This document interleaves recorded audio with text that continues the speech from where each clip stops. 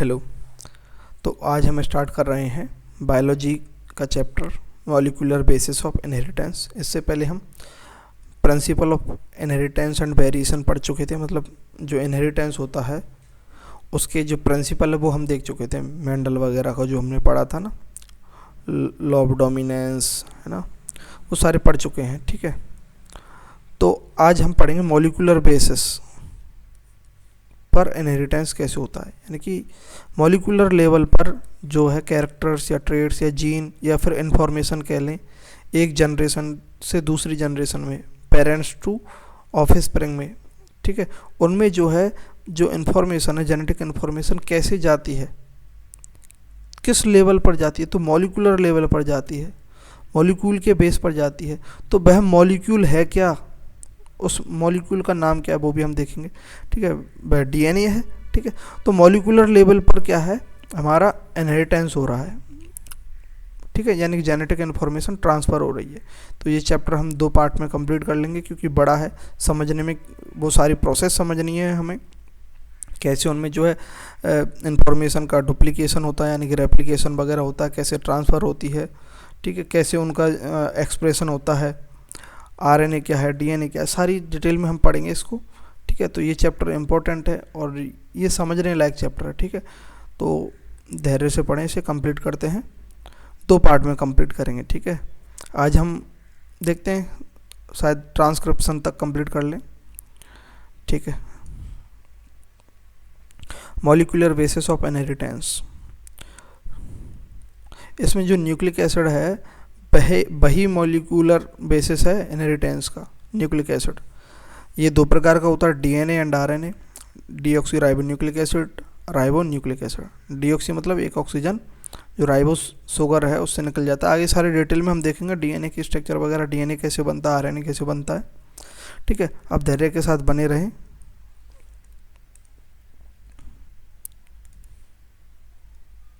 ठीक, हाँ, DNA act as genetic material in most of the organism. RNA act as genetic material in virus, messenger, adapter, structural molecule and catalytic molecule के रूप में RNA work करता है। Nucleic acid are polymer of nucleotide, that is polynucleotide, इसलिए इन्हें polynucleotide भी बोलते हैं। किनको, न्यूक्लिक एसिड जो है वह क्या है, न्यूक्लिक एसिड जो है जैसे डीएनए आरएनए ये न्यूक्लिक एसिड है, इन्हें पॉलीन्यूक्लियोटाइड भी बोलते हैं क्योंकि ये पॉलीमर है न्यूक्लियोटाइड के। न्यूक्लियोटाइड किससे बनता है, nitrogenous base, pentose sugar and phosphate group से बनता है। नाइट्रोजिनस जो बेस हैं वो 2 प्रकार के, प्यूरिन्स एंड पायरिमाइडिन्स। प्यूरिन्स में एडेनिन ग्वानिन है। ठीक है, पायरिमाइडिन्स में साइटोसिन, यूरेसिल और थाइमिन है, ये याद रखना है। पेंटोस शुगर 2 प्रकार की होती है, एक तो राइबोज, एक डीऑक्सी राइबोज। राइबोज शुगर ऐसी होती है, देखो ये राइबोज शुगर है, मतलब पेंटोज है, 5 कार्बन की, इस कारण से पेंटोज। ठीक है, ये first carbon, second, third, fourth और यहाँ पर CH2OH, ये 5th कार्बन, ऐसे होती है। ठीक है, तो ये राइबोज है, यहाँ पर OHH, HOH, HOH, ऐसे ये ग्रुप जुड़े हुए हैं। ठीक है, इस कार्बन पर ये H, ऐसे। तो ये तो हो गई राइबोज शुगर है। और ये जब डीऑक्सी राइबोज मतलब एक ऑक्सीजन यहाँ से रिमूव हो जाएगा, कहाँ से, 2nd कार्बन से। तो कौन सा रिमूव होगा, ये जो 2nd कार्बन है, 2nd कार्बन कहाँ है बताओ, ये रहा, ये 2nd कार्बन है, यहाँ से क्या, ये ऑक्सीजन क्या हो जाएगा, रिमूव हो जाएगा। तब क्या हो जाएगी ये, तब इसे हम क्या बोलेंगे, डीऑक्सी राइबोज बोलेंगे, तब इसे डीऑक्सी राइबोज बोलेंगे अगर यहाँ से रिमूव कर दिया। ठीक है, और आगे डिटेल में है वैसे, है ना। फॉस्फेट ग्रुप क्या, PO4 3 नेगेटिव, PO4 3 नेगेटिव, ये क्या फॉस्फेट ग्रुप है।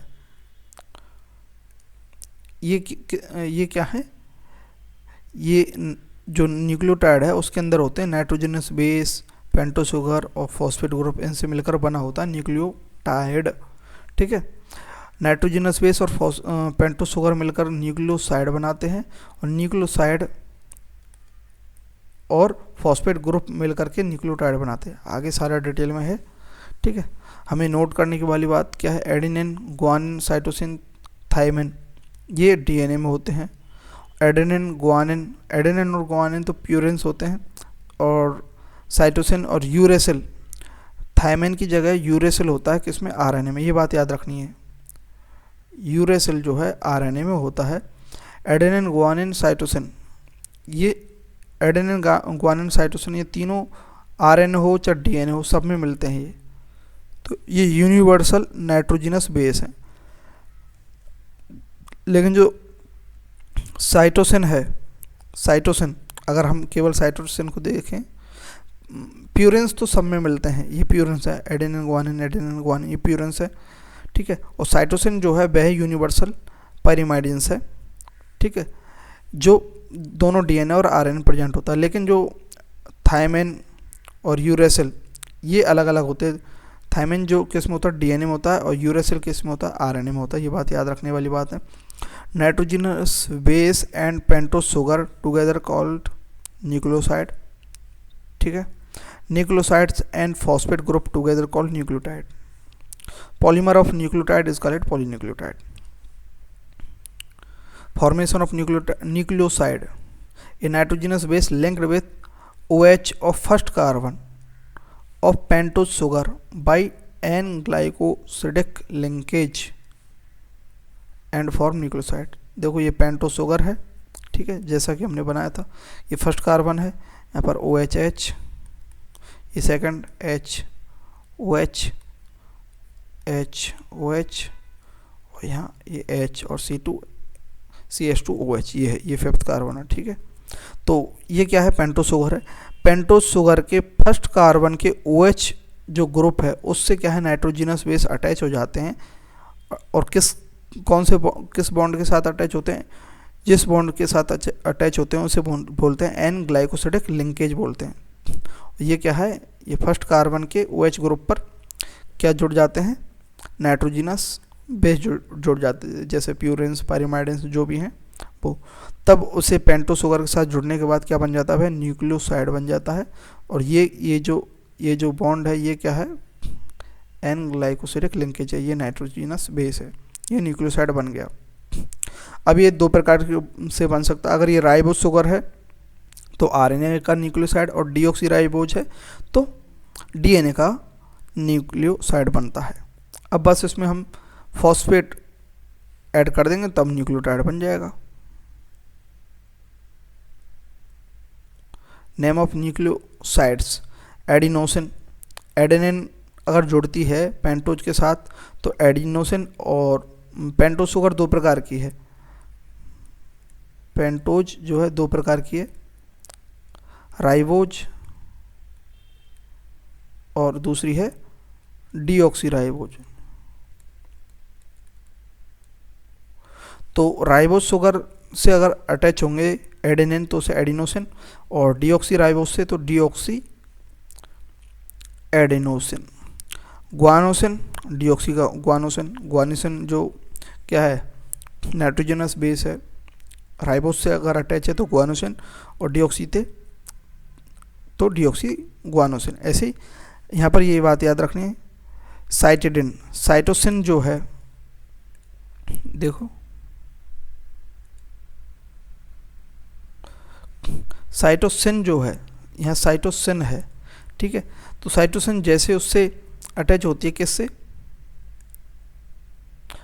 पेंटोस शुगर से जो है, तब क्या बन जाती है, साइटिडिन, ठीक है, या फिर डीऑक्सी साइटिडिन।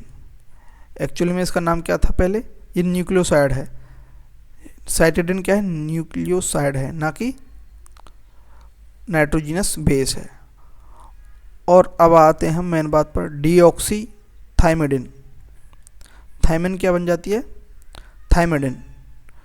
क्यों, क्योंकि थाइमिन जो है हमेशा डीऑक्सी राइबोज शुगर से ही अटैच होती है। डीएनए के अंदर थाइमिन होती है तो थाइमिडिन, डीऑक्सी थाइमिडिन ये न्यूक्लियोसाइड का नाम है। और यूरिडिन ये किस में होती है, केवल आरएनए के अंदर ही होती है,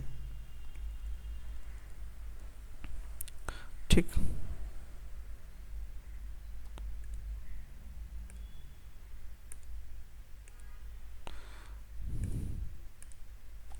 फॉर्मेशन ऑफ न्यूक्लियोटाइड देखते हैं, ठीक है। जब फॉस्फेट ग्रुप जो है, देखो बहुत इजीली बता रहा हूँ मैं आपको, ऐसा लग रहा होगा कि मतलब बिल्कुल इजी है, ठीक है।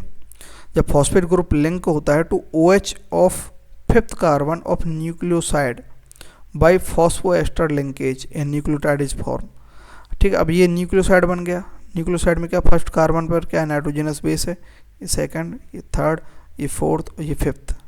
तो अब न्यूक्लियोटाइड में क्या होता है, एक फॉस्फेट जो ग्रुप है वह कहाँ अटैच होता है, OH ग्रुप पर फिफ्थ कार्बन की।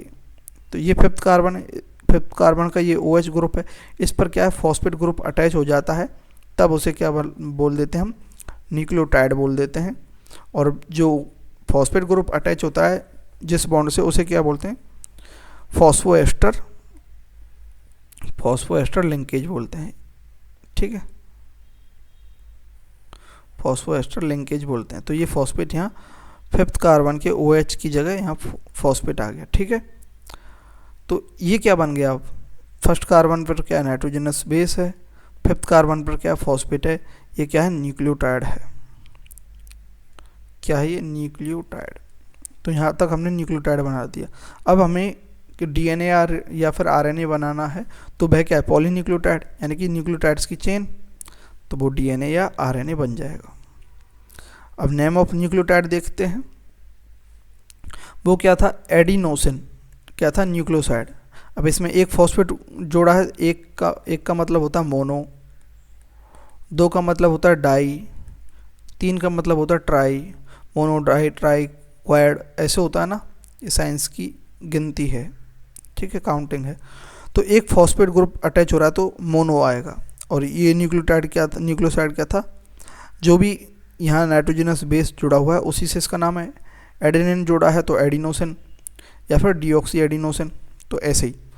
अब यहाँ पर एक फॉस्फेट अटैच हुआ है तो एडिनोसिन मोनोफॉस्फेट, ये RNA के लिए है, एडिनोसिन मोनोफॉस्फेट, ठीक है। या फिर उसी को एडिनाइलिक एसिड भी बोल देंगे। ये न्यूक्लियोटाइड्स के नेम है, RNA के न्यूक्लियोटाइड्स के नेम है ये वाले।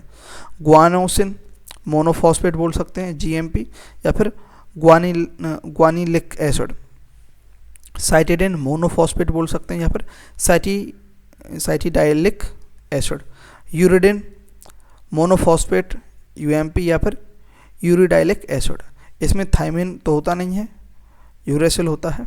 तो यूरेसिल से क्या बनता है, यूरिडिन में अगर हम मोनोफॉस्फेट या फिर एक group of phosphate group add कर देते हैं तब क्या बनता है, यूरिडाइलिक एसिड। ये सारे के सारे क्या हैं, न्यूक्लियोटाइड हैं।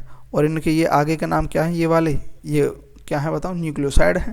तो न्यूक्लियोसाइड में फॉस्फेट अटैच कर दिया तभी तो न्यूक्लियोटाइड बना, समझे ना। ये हम मॉलिक्यूलर लेवल पर वर्क कर रहे हैं कि कैसे कोई चीज़ बन रही है, ठीक है। जैसे ब्रिक्स से जो है, ब्रिक्स मिलकर क्या बनाते हैं, दीवार बनाते हैं, वॉल बनाते हैं। तो उसमें क्या ब्रिक्स भी चाहिए हमें, ब्रिक्स ले ली, साथ में हमें क्या चाहिए, सीमेंट बजरी वगैरह चाहिए, तो वो भी ले लिया, ठीक है, वो बना दी। फिर उसको ऊपर से हम प्लास्टर करते हैं ना, तो वो भी कर दिया, फिर पेंट भी कर दिया, फिर फाइनली जब जाके दीवार बनती है ना। तो ऐसे ही इसमें क्या है, हम बारी बारी से हर मॉलिक्यूलर लेवल पर वर्क कर रहे हैं, यहाँ पर समझ रहे हैं कि एक्चुअली में वे चीज़ें वर्क कैसे करती हैं, क्या काम है उनका, DNA कैसे बनता है, RNA कैसे बनता है, फिर उनके काम क्या हैं जो फाइनली बनकर तैयार हो जाते हैं। तो DNA के जो है न्यूक्लियोटाइड हैं उनके नाम क्या है, उसमें बस डीऑक्सी आगे लगा देना है। और जो थायमिन है वो अलग से है, बस यूरिडिन की जगह थायमिन है, डीऑक्सी थायमिडिन मोनोफॉस्फेट, सब में मोनोफॉस्फेट हैं। तो DAMP, DGMP, DCMP, DTMP, D लग गया। या फिर इनके जैसे यहाँ एडिनाइलिक एसिड है, ऐसे ही deoxy adenylic acid, deoxy guanylic acid, deoxy cytidylic acid, deoxy thymidylic acid, ये सारे इस प्रकार से नाम है DNA के न्यूक्लियोटाइड के। अब इनके हम क्या बना देंगे, चेन बना देंगे, पॉलीन्यूक्लियोटाइड बना देंगे, तब क्या बन जाएगा हमारा DNA, ठीक है। तो ये जो न्यूक्लियोटाइड हमने देखे, अब इन सारे न्यूक्लियोटाइड को मिला देंगे, ठीक है, एक के बाद एक चेन बना देंगे, तब क्या बनेगा हमारा पॉलीन्यूक्लियोटाइड। उसी को क्या बोलेंगे हम, न्यूक्लिक एसिड।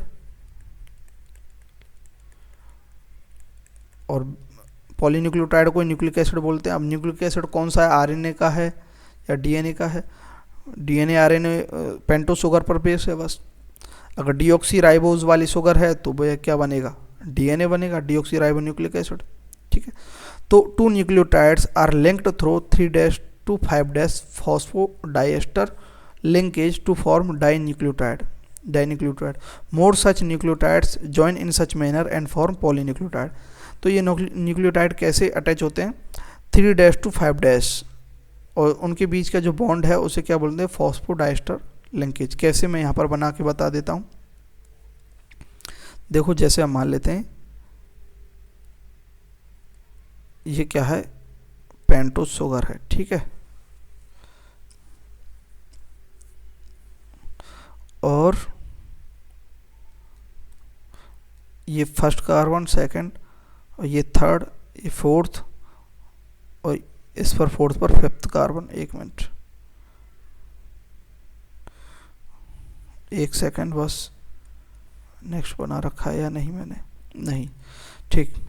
देखो इधर ही बता देता हूँ, इधर ये बने हुए हैं, नहीं जगह नहीं है, इधर ही बताऊँगा। तो ये देखो छोटा करके बना दिया मैंने, ये पेंटोस शुगर है। ठीक है, ऐसे बना दिया मैंने। ठीक है, तो ये फर्स्ट कार्बन है, फर्स्ट कार्बन पर जो नाइट्रोजनस बेस है वो अटैच है, ये फर्स्ट है, ये सेकंड कार्बन है, ये थर्ड है। ठीक है, यहाँ फोर्थ कार्बन है, फोर्थ कार्बन पर फिफ्थ कार्बन है CH2, और यहाँ क्या है, फॉस्फेट ग्रुप अटैच है। ठीक है, ये है ना। ठीक है, तो ये क्या बन गया हमारा न्यूक्लियोटाइड। एक और न्यूक्लियोटाइड बना देते हैं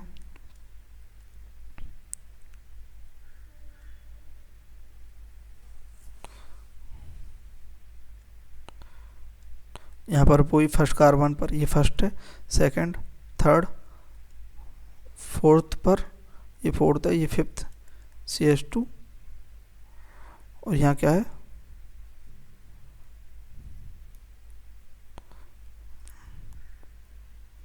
फॉस्फेट ग्रुप है। तो 3' to 5' में क्या बनते हैं, तो देखो ये जो है, एक मिनट, इधर इसको इधर बनाएंगे हम, ये फॉस्फेट इधर है ना, ये फॉस्फेट इधर, तो ये जो फॉस्फेट ग्रुप है ये वाला, ठीक है, ये दो न्यूक्लियोटाइड हैं। ठीक है, कैसे कनेक्ट होते हैं, 3' to 5'। तो देखो ये तो 5' पर है, फिफ्थ कार्बन पर है, ये जो थर्ड कार्बन का जो OH ग्रुप है, ठीक है, उससे ये क्या है, कनेक्ट हो जाता है ये वाला जो है फॉस्फेट। तो ये 3' to 5' अटैचमेंट हुआ ना, तो ये जो लिंकेज बना इसे क्या बोलेंगे, ऐसे एक और बन जाएगा। यहाँ देखो, समझे आप बात को या नहीं, ये फर्स्ट कार्बन पर क्या है, नाइट्रोजनस बेस, सेकंड, ये थर्ड कार्बन, ये क्या है, फिफ्थ कार्बन पर ये फॉस्फेट ग्रुप है। ये फॉस्फेट ग्रुप कहाँ अटैच है, ये जो थर्ड कार्बन पर OH, H, यहाँ से जो है ऑक्सीजन रिमूव हो जाएगा और ये H के जरिए यहाँ बॉन्ड बन जाएगा। ठीक है, तो ये क्या है, यहाँ थर्ड कार्बन से ऐसे ऐसे अटैच हैं ये सारे के सारे, समझे। और ये नाइट्रोजनस बेस नीचे की साइड हैं, ऐसी दूसरी जो है सेम चेन ऐसी है, उसमें नाइट्रोजनस बेस ऐसे ऐसे हैं, और इधर भी क्या बन रहे हैं, वो ऐसे ही बन रही है, सेम चेन है। तो नाइट्रोजनस बेस आपस में आते हैं। ये मैंने एक स्ट्रैंड बनाई है DNA की। तो ये जो है पॉलीन्यूक्लियोटाइड कैसे कनेक्ट होते हैं, 3' to 5' फॉस्फोडाइस्टर, ये जो बीच का जो लिंकेज है इसे क्या बोलेंगे, फॉस्फो डाई, दो हैं, एस्टर बॉन्ड है, एस्टर, फॉस्फोडाइस्टर बॉन्ड बोलेंगे। इस प्रकार से जो है एक चेन बन जाती है, उसे पॉलीन्यूक्लियोटाइड बोलते हैं। आप समझे ये, देखो ये राइबोस शुगर मैंने थोड़ी सी ऐसे करके लिखी है, मतलब इंक्लाइंड कर दी, पहले ऐसी बनाकर दिखाई थी ना मैंने। ठीक है, ये फर्स्ट कार्बन, तो ये मैंने ऐसे उल्टी कर दी है ना, थोड़ी सी टिल्ट कर दी है ना। In a polynucleotide at one end on 5' carbon free phosphate group present. तो हम ये मान लेते हैं ये चेन बन गई कंप्लीट। तो हमें फाइनली 5' जो है एंड है उस पर क्या है, फ्री फॉस्फेट ग्रुप प्रेजेंट है, हाँ प्रेजेंट है, नोन एज 5' एंड, उसे हम 5' एंड बोलेंगे जहाँ पर फॉस्फेट ग्रुप प्रेजेंट है। And other end of sugar दूसरा जो ये राइबोस शुगर है, इसके अदर एंड थर्ड कार्बन पर क्या है, OH ग्रुप जो है फ्री प्रेजेंट होता है, उसे हम 3' एंड बोलते हैं। ये 3' एंड है, ये पॉलीन्यूक्लियोटाइड चेन जो है उसके जो है एंड है। 5' एंड पर फॉस्फेट होता है, 3' एंड पर OH ग्रुप प्रेजेंट होता है, फ्री प्रेजेंट होता है। समझे ना आप polynucleotide. Backbone of polynucleotide chain is form by sugar and phosphate. Sugar और फॉस्फेट से बन गई ये शुगर, देखो मैं इसे बना देता हूँ, ये फॉस्फेट, फिर ये शुगर, फिर फॉस्फेट, फिर शुगर। इन शुगर के नीचे क्या है, फॉस्फेट शुगर, फॉस्फेट शुगर, ठीक है। और ये शुगर के नीचे क्या है, नाइट्रोजनस बेस, नाइट्रोजनस बेस, यही तो है, ठीक है। ऐसे ही तो चेन है। और फॉस्फेट किस एंड पर, 5' एंड पर, और जो शुगर के जो है, शुगर के जो OH ग्रुप है वह 3' एंड पर है, ठीक है। तो ये है, तो nitrogenous base attach to this backbone. तो नाइट्रोजनस बेस का किस, ये तो बैकबोन बन गई। बैकबोन कौन सी बन गई, फॉस्फेट और शुगर की जो चेन है वह, ये तो हो गई बैकबोन।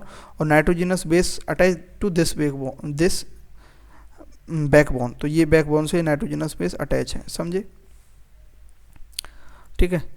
DNA क्या, deoxy ribo nucleic acid is a long polymer of deoxy ribo nucleotide. DNA as an acidic substance present in nucleus was first identified by Friedrich Michner. Friedrich Michner in 1869. He named it nucleon. उस time उन्होंने जो है mister ने इसका नाम क्या दिया था, न्यूक्लियन दिया था। अभी हम इसे न्यूक्लियस के नाम से जानते हैं। Length of DNA usually defined as number of pair of nucleotide और बेस पेयर। कितने बेस पेयर हैं उसमें या फिर कितने न्यूक्लियोटाइड हैं उसके बेसिस पर DNA की लेंथ डिफाइंड है। The length is also characteristics of an organism. Example देख लेते हैं, जैसे बैक्टीरियोफेज जो होता है 5/174 बैक्टीरियोफेज है। ये बैक्टीरियोफेज का नाम है 5×174। इसके अंदर न्यूक्लियोटाइड बेस पेयर हैं, यानी कि न्यूक्लियोटाइड के बेस पेयर हैं। कितने हैं, ये टोटल बेस पेयर हैं। बेस पेयर समझ रहे हैं, मतलब एक और चेन यहाँ नीचे होगी तब वो क्या पेयर बनाएगी। तो कितने बेस पेयर हैं, तो 5386 5386 न्यूक्लियोटाइड बेस पेयर है।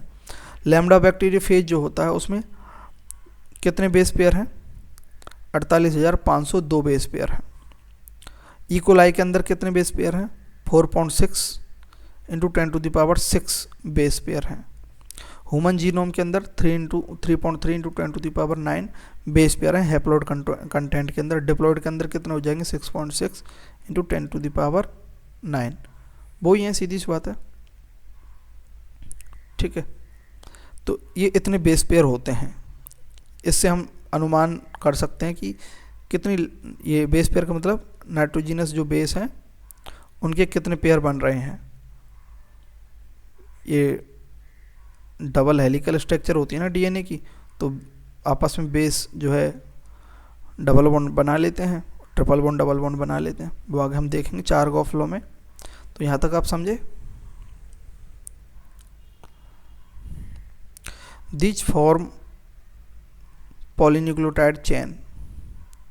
Two polynucleotide chain anti-parallel to each other, that is 5' to 3' and another 3' to 5' form double stranded DNA. तो जो ये कोई DNA की एक स्ट्रैंड है, इसमें जो है पॉलीन्यूक्लियोटाइड की चेन है, यानी न्यूक्लियोटाइड अटैच है। इधर 5' है, इधर 3' है, ठीक है। तो उससे जो दूसरी जो स्ट्रैंड होगी वो कैसे होगी, ऐसे होगी, इधर 3' होगा, इधर 5' होगा, और यहाँ बीच में ये बैकबोन है, और यहाँ पर क्या नाइट्रोजनस बेस लगे हुए हैं ऐसे, ये नाइट्रोजनस बेस हैं, ये आपस में कनेक्ट है, समझे। ये जो मैं ऐसे बना रहा हूँ ये नाइट्रोजनस बेस है, ये कनेक्टेड है। ये क्या है, इस प्रकार की स्ट्रक्चर होती है जिसमें एडेनिन किससे कनेक्ट रहता है? थायमिन से। एडेनिन जो है नाइट्रोजनस बेस थायमिन से बाई 2 हाइड्रोजन बॉन्ड AG, है ना। और ग्वानिन जो है AT, ठीक है। AG तो ये क्या है? प्यूरेंस है। ये क्या है? पायरिमाइडिन्स है, ठीक है। AT से G, C से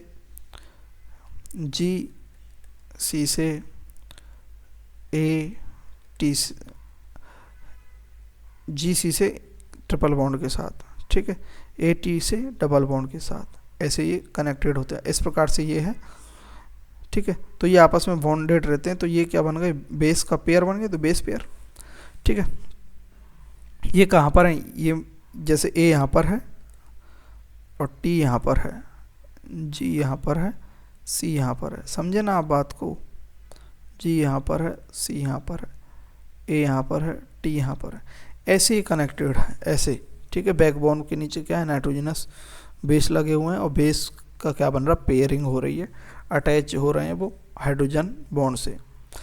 A और T के बीच में जो है डबल हाइड्रोजन बॉन्ड है और G और C के बीच में ट्रिपल हाइड्रोजन बॉन्ड है। डिस्कवरी ऑफ DNA वही फ्रेडरिच मेस्चर ने 1869 में की और न्यूक्लियन नाम दिया था।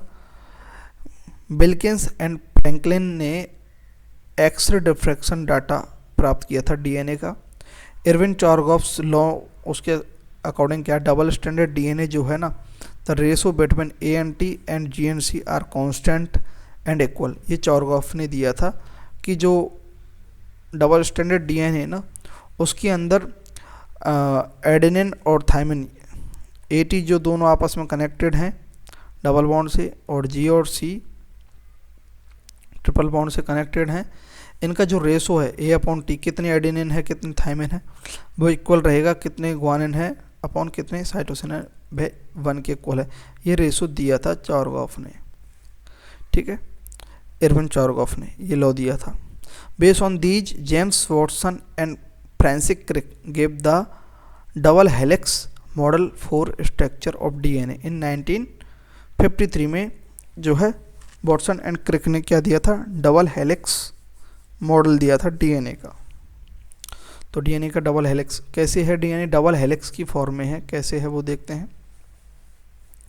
Double helix DNA model, this model was given by Watson and Crick 1953। It is based on X-ray diffraction data.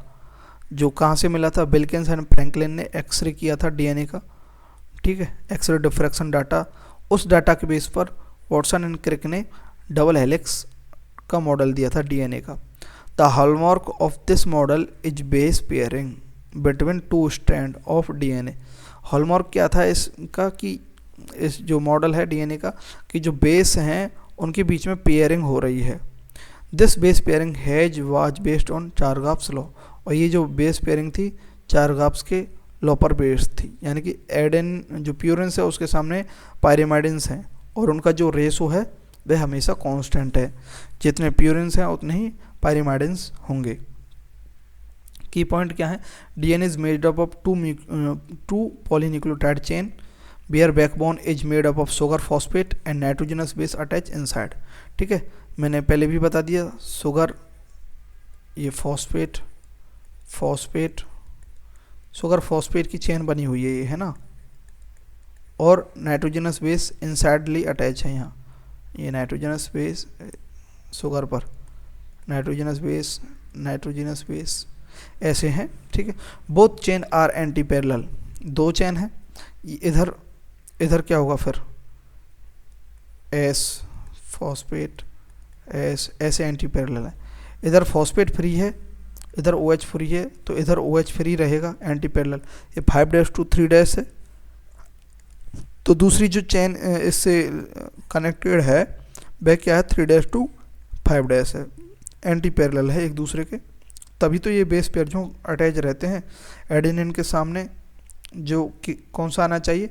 Thiamine आना चाहिए। ग्वानिन के सामने साइटोसिन आना चाहिए, यानी कि A के सामने T और G के सामने C ही होगा। अगर हमें एक टेम्पलेट दे दी जाए एक चेन दे दी जाए पॉलीन्यूक्लियोटाइड की डीएनए की, तो हम बता सकते हैं दूसरी चेन कैसी होगी, क्योंकि एक दूसरे के कॉम्प्लीमेंट्री है। ठीक है, both chain are antiparallel, है ना, 5' to 3', और अदर कैसी होगी 3' to 5'। Nitrogenous base of 2 strand are paired by hydrogen bond and form base pair, hydrogen bond से अटैच हैं और बेस पेयर बना देते हैं। ठीक है, the 2 chain are coiled in a right handed fashion. अब ये जो दोनों जो चेन है, जैसे हम तो ऐसे देख रहे हैं इन चेन को, ऐसे कनेक्टेड हैं, ये नाइट्रोजनस बेस है। ठीक है, मान लेते हैं नाइट्रोजनस बेस है ऐसे, लेकिन ये एक्चुअली में ऐसे नहीं है, ये सीढ़ी नुमा स्ट्रक्चर लग रही है, वो आती है ना लकड़ी की सीढ़ी चढ़ने के लिए, क्या बोलते हैं उसे, नसैनी बोलते हैं। ठीक है, हमारे इधर तो इसको अगर हम एक साइड से इधर से पकड़ लें और इधर से इसको घुमा दे तो ये ऐसी बन जाएगी। ठीक है, तो ये होती है हेलिकल स्ट्रक्चर। ठीक है, ठीक है, तो 2 chain are coiled in right handed fashion, सीधे जैसे हम स्क्रू को कसते हैं ना, कोई भी बोल्ट वगैरह, मतलब कोई भी पेज वगैरह हम कसते हैं। ठीक है, उसे राइट हैंडेड फैशन में ही तो कसते हैं उसे। The pitch of the helix is 3.4 nanometre and there are 10 base pair in each turn. तो जो पिच होती है ये एक टर्न की होती है, ये पिच है, एक टर्न को पिच बोलते हैं। उस पिच के अंदर क्या है, ठीक है, 10 क्या होते हैं, बेस पेयर होते हैं। तो देखो एक ये स्ट्रैंड है, मान लेते हैं ये एक चेन है न्यूक्लियोटाइड की, ये ऐसे जा रही है, समझे, एक चेन ये है, दूसरी चेन क्या है, दूसरी चेन ये है, ये ऐसे जा रही है ये। ठीक है, अब हर चेन के अंदर की साइड क्या है, नाइट्रोजनस बेस है, तो ये नाइट्रोजनस बेस है, जैसे इस चेन का नाइट्रोजनस बेस ये रहा। ठीक है, तो दूसरी चेन का नाइट्रोजनस बेस क्या है, ये रहा, तो ये आपस में कनेक्टेड है। मान लेते हैं ये अगर क्या है, ए है, तो ये क्या होगा, टी होगा। ये मान लेते क्या है, जी है, ये क्या है, जी है, तो ये क्या होगा, सी होगा। ठीक, ऐसे कितने बेस पेयर हैं एक पिच के अंदर, पिच कितने की है, पिच मतलब एक टर्न, ये वाला टर्न, इसमें थोड़ा सा गलत बता रखा है, ये टर्न। ठीक है, ये यहाँ तक है। ठीक है, एक मिनट इसको करेक्ट कर देता हूँ मैं। ठीक,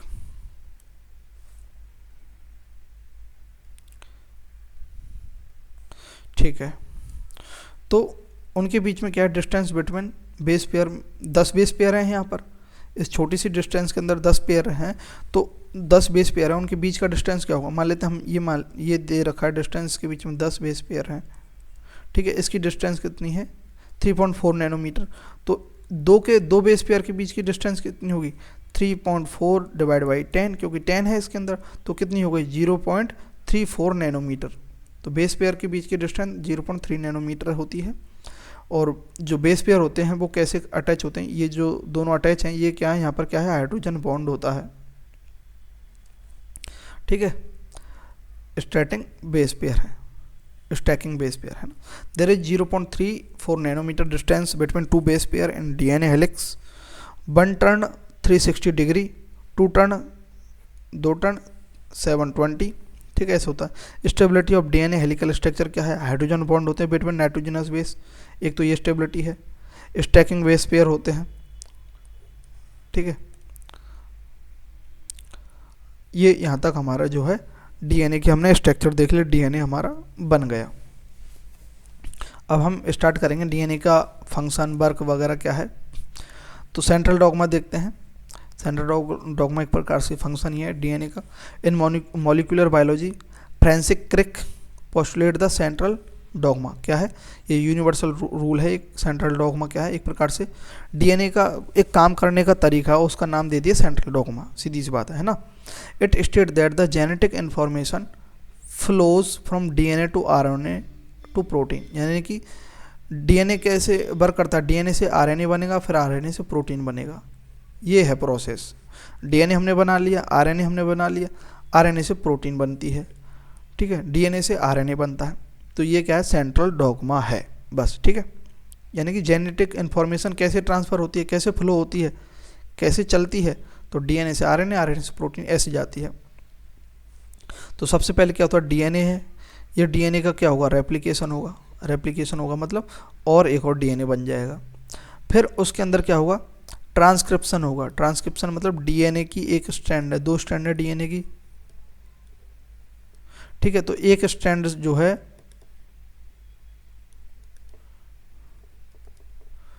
डीएनए की एक स्ट्रैंड पर क्या बनेगा, आरएनए बनेगा। यहां से क्या बनेगा, आरएनए, आरएनए बनेगा, ये आरएनए है। तो इसे क्या बोलेंगे, डीएनए से आरएनए बनने को ट्रांसक्रिप्शन।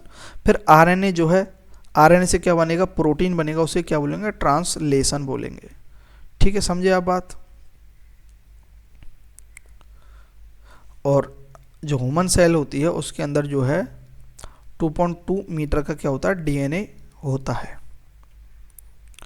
ठीक है, वो हम निकाल सकते हैं कैसे, 3.3 इंटू 10⁹ बेस पेयर होते हैं ना, किसमें, ह्यूमन का जो डीएनए होता है उसके अंदर, है ना, इतने होते हैं। उसकी लेंथ निकालने के लिए किससे मल्टीप्लाई कर देंगे, इतने बेस पेयर हैं, ठीक है। और 2 बेस पेयर के बीच की जो डिस्टेंस है 0.34 नैनोमीटर है, इससे मल्टीप्लाई कर देंगे तो हमें निकल आएगा।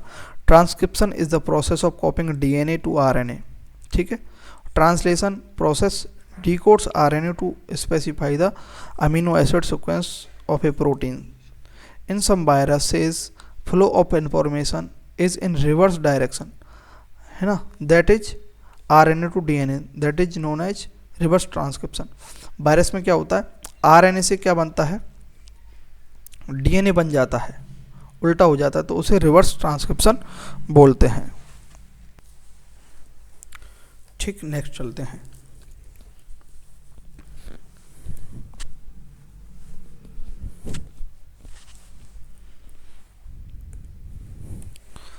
Packaging of DNA helix.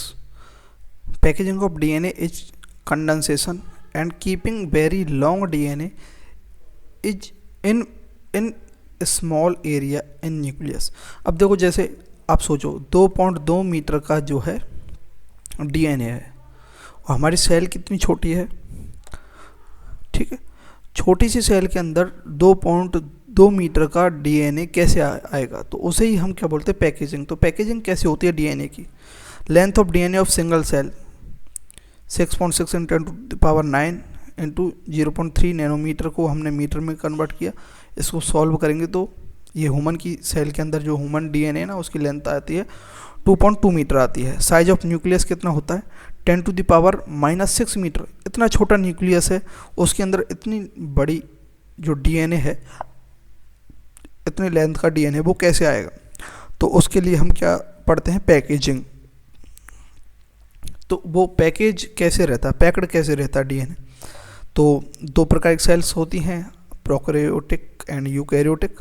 तो पहले प्रोकैरियोट्स जो होते हैं उनके अंदर हम देखते हैं, in prokaryotes DNA is not scattered throughout cell, it is packed in small region known as nucleoid. ठीक है, जैसे ये सेल है, ठीक है, तो डीएनए ऐसे नहीं है कि ये ऐसे पूरी सेल में फैला हुआ है, ठीक है, प्रोकैरियोट्स के अंदर। हाँ, ये बात सही है कि डीएनए जो है मेम्ब्रेन बाउंड नहीं होता, लेकिन वह क्या है, एक रीजन में क्या होता है, पैक्ड रहता है, एक छोटे से रीजन में बिना बाउंड रहता है, ऐसे रहता है, उसे न्यूक्लियोड बोलते हैं। ऐसा नहीं है कि ऐसे स्कैटर्ड है, फैला हुआ है इधर उधर। तो DNA which is negatively charge is held with, DNA, एक बात याद रखना, डीएनए नेगेटिवली चार्ज है क्योंकि फॉस्फेट ग्रुप उस पर अटैच है ना, फॉस्फेट का PO4 3 नेगेटिव, तो ये क्या नेगेटिवली चार्ज होता है डीएनए। और ऐसे भी याद रख सकते हैं DNA, एन आ रहा है इसमें बीच में, मतलब नेगेटिव, डीएनए नेगेटिवली चार्ज होता है। तो भाई किससे अटैच होगा, some positively charge non histone basic protein, वो क्या है, पॉलीएमीन्स है। तो इसमें जो होता है प्रोकैरियोट्स के अंदर नॉन हिस्टोन प्रोटीन होती हैं जो पॉजिटिवली चार्ज होती हैं, उनसे डीएनए क्या रहता है, अटैच रहता है, चिपका हुआ रहता है। DNA in nucleoid is organize in large loop held by protein, large loop में होता है और प्रोटीन से अटैच रहता है। डीएनए कैसा है, नेगेटिवली चार्ज है, एसिडिक है। प्रोटीन कैसी है, पॉजिटिव चार्ज है, बेसिक है। ये ऐसे अटैच रहता है प्रोकैरियोटिक डीएनए, ठीक है। अब यूकैरियोट्स के अंदर कैसे रहता है, यूकैरियोट्स के अंदर क्या होता है, वो डीएनए तो क्या है, नेगेटिवली चार्ज ही है। तो इन यूकैरियोटिक बेसिक जो प्रोटीन होती हैं वो हिस्टोन प्रोटीन्स होती हैं। हिस्टोन प्रोटीन होती है वो पैकेजिंग में यूज करती हैं, नेगेटिवली चार्ज डीएनए को पैक करके रखती है। ऐसे ये हिस्टोन ऑक्टामर्स होते हैं, ठीक है। और ये हिस्टोन प्रोटीन है और इसके इस प्रकार से चारों ओर डीएनए ये है ऐसे जैसे हम, एक मिनट,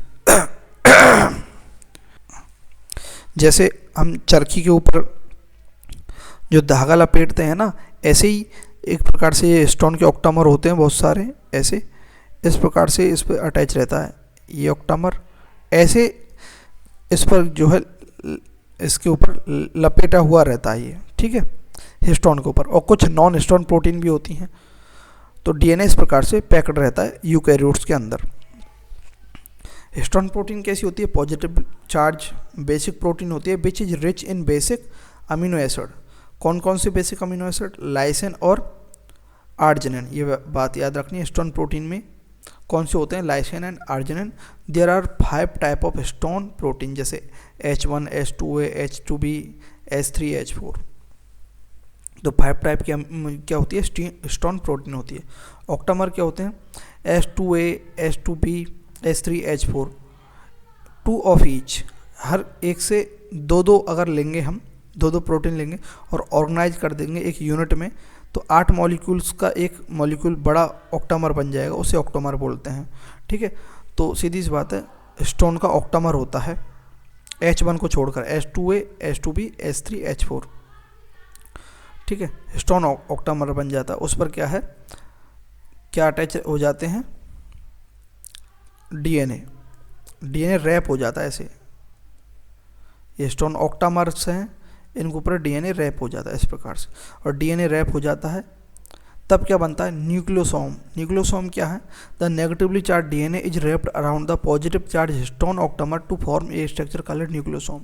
तो ये जैसे ये क्या है, ऑक्टामर है, इसके ऊपर ये इस प्रकार से एक डीएनए जब लपेटे में आ जाता है, रैप्ड हो जाता है इस ऑक्टामर पर, तब ये जो स्ट्रक्चर है, ठीक है, इस स्ट्रक्चर को क्या बोलेंगे, ये स्ट्रक्चर क्या है, ये क्या है, न्यूक्लियोसोम है, ठीक है। तो DNA wrap over histone approximately 1.75 turn. तो कितना टर्न लेती है, जैसे ये हिस्टोन ऑक्टामर है तो ये 1 टर्न और ये थोड़ा सा और टर्न। तो समझे, यहाँ से अगर हम स्टार्ट करें तो यहाँ ऊपर चला और यहाँ तो 1 टर्न हो गया और थोड़ा सा और चला, तो 1.75 टर्न लेता है क्या, डीएनए, किस पर, एक हिस्टोन ऑक्टामर पर। तो ए न्यूक्लियोसोम जो है contain 200 base pair of DNA helix. तो ये जो न्यूक्लियोसोम जो बना है, ये जो स्ट्रक्चर है न्यूक्लियोसोम है, न्यूक्लियोसोम के अंदर कितने बेस पेयर होते हैं, ये जो डीएनए रैप्ड है इसमें कितने बेस पेयर का डीएनए रैप्ड हो जाता है, तो 200 बेस पेयर का डीएनए रैप्ड हो जाता है, उस पर लपेटे में आ जाता है, समझे। तो इससे आप ये भी निकाल सकते हैं कि कितने जो है न्यूक्लियोसोम्स जो होते हैं उसके अंदर,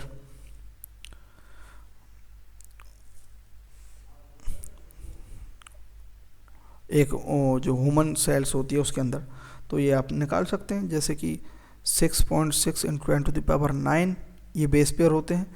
कितने न्यूक्लियोसोम्स होंगे, तो 200 बेस पेयर हैं, उसका डिवीजन करेंगे तो कितना आ जाएगा, 3.3 × 10⁻7 न्यूक्लियोसोम, समझे, 3.3 × 10⁻7 न्यूक्लियोसोम होते हैं किसमें, ह्यूमन सेल्स के अंदर। जितने भी जिस सेल्स के अंदर जितने बेस पेयर होंगे उसमें 200 से डिवाइड कर देंगे। क्रोमेटिन क्या होता है आप देखते हैं, it is form by further coiling of nucleosome. अब न्यूक्लियोसोम हो गए, न्यूक्लियोसोम को और कॉइल कर देंगे हम, और कंडेंस कर देंगे, तो nucleosome in a chromatin are seen as beads on string. जैसे ये स्ट्रिंग है, इसके ऊपर बीड्स, छोटे छोटे बीड्स ऐसे, ये और भी ज़्यादा कंडेंस कर देंगे हम इनको। ये क्या है, क्रोमेटिन है, ठीक है, ये क्रोमेटिन है। कैसे, फर्दर कॉइलिंग हो जाएगी और ज़्यादा कॉइल हो जाएंगे आपस में, न्यूक्लियोसोम इन क्रोमेटिन, तो उस स्ट्रक्चर को क्या बोलेंगे, क्रोमेटिन बोलेंगे। उसमें क्या है, बीड्स ऑन स्ट्रिंग, मतलब बीज जो होते हैं ना ऐसे माला में बीज, ठीक है। When viewed under electron microscope, DNA से क्या बन गया, न्यूक्लियोसोम्स स्ट्रक्चर बन गई बहुत सारी। फिर न्यूक्लियोसोम्स और ज़्यादा क्या हो गए, कॉयल हो गए या कंडेंस हो गए, तो क्रोमेटिन बन गया 30 नैनोमीटर का। यहाँ पर H1 जो हिस्टोन प्रोटीन है उसका इंट्रैक्शन होता है। फिर उसके बाद ये और ज़्यादा इंट्रैक्शन होने के बाद क्रोमोसोम बन जाता है, जिसके अंदर 400 नैनोमीटर का ही रह जाता है।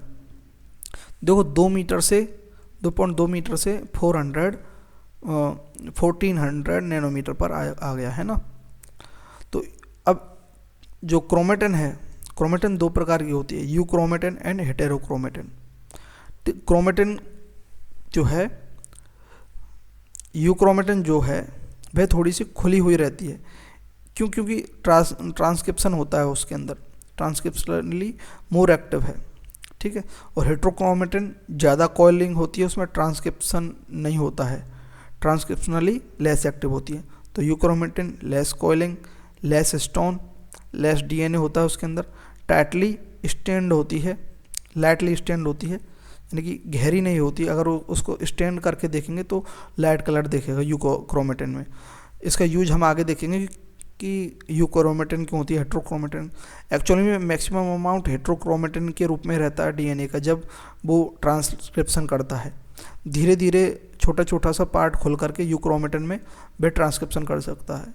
डीएनए एक साथ पूरा खुल करके ट्रांसक्रिप्शन नहीं करेगा, फिर तो वह उलझ जाएगा, थोड़ा थोड़ा खुल करके करता है। हेटेरोक्रोमेटिन क्या होती है, उसके अंदर मोर हिस्टोन प्रोटीन होती है, मोर डीएनए होता है, डार्कली स्टैंड होती है और ट्रांसक्रिप्शनली लेस एक्टिव होती है,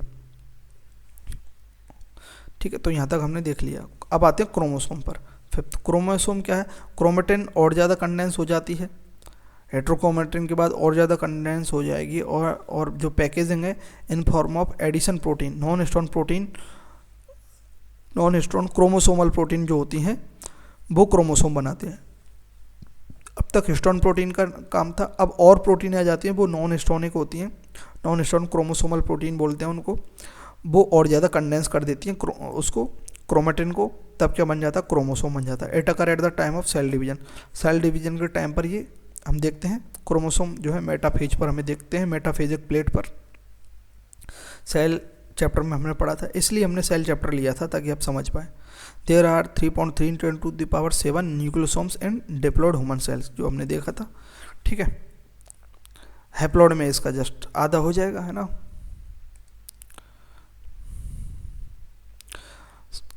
ठीक है, यहाँ तक हमने देख लिया, डीएनए की पैकेजिंग देख ली, डीएनए देख लिया, मतलब डीएनए को हम यहाँ तक समझ गए हैं, ठीक है।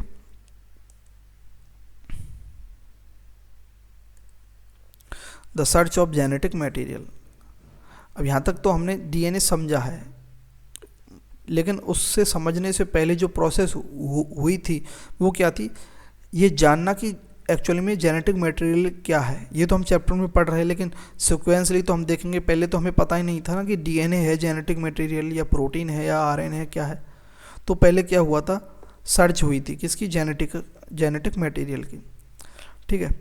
जब मेंडल का जो उसने दिया था कि जो है जीन ट्रांसफ़र करते हैं एक कैरेक्टर से दूसरे कैरेक्टर में, तो जीन एक्चुअली में क्या थे, डीएनए थे, आरएनए थे, प्रोटीन्स थे, क्या थे, ठीक है। तो उसकी सर्च हुई थी, है ना, तो वो पढ़ रहे हैं आप। तो पहला एक्सपेरिमेंट ग्रिफिथ ने किया, ग्रिफिथ एक्सपेरिमेंट ट्रांसफॉर्मिंग एक्सपेरिमेंट था, ट्रांसफॉर्मिंग प्रिंसिपल बेस्ड था। इन 1928 में Frederick Griffith perform a series of experiment, बहुत सारे एक्सपेरिमेंट किए थे विथ स्ट्रेप्टोकोकस न्यूमोनिया, मतलब एक सीरीज की। स्ट्रेप्टोकोकस न्यूमोनिया है, न्यूमोनिया जो ये पैथोजन है जो निमोनिया करता है, इसके साथ एक सीक्वेंस में एक सीरीज में एक्सपेरिमेंट किए। उसने क्या किया, वो माउस वाला जो है, माइस वाला जो एक्सपेरिमेंट है वो आपको आता होगा, बहुत ईजी है। Streptococcus pneumonia has 2 strain, 2 strain होते हैं इस बैक्टीरिया के पास, ठीक है। पैथोजन एक एस स्ट्रेन और आर स्ट्रेन। एस स्ट्रेन क्या है, smooth strain has additional mucus layer और पॉलीसेकेराइड, जो क्या है वायरुलेंट है, यानी कि ये डिजीज कॉज करेगा, वायरुलेंट है, ठीक है।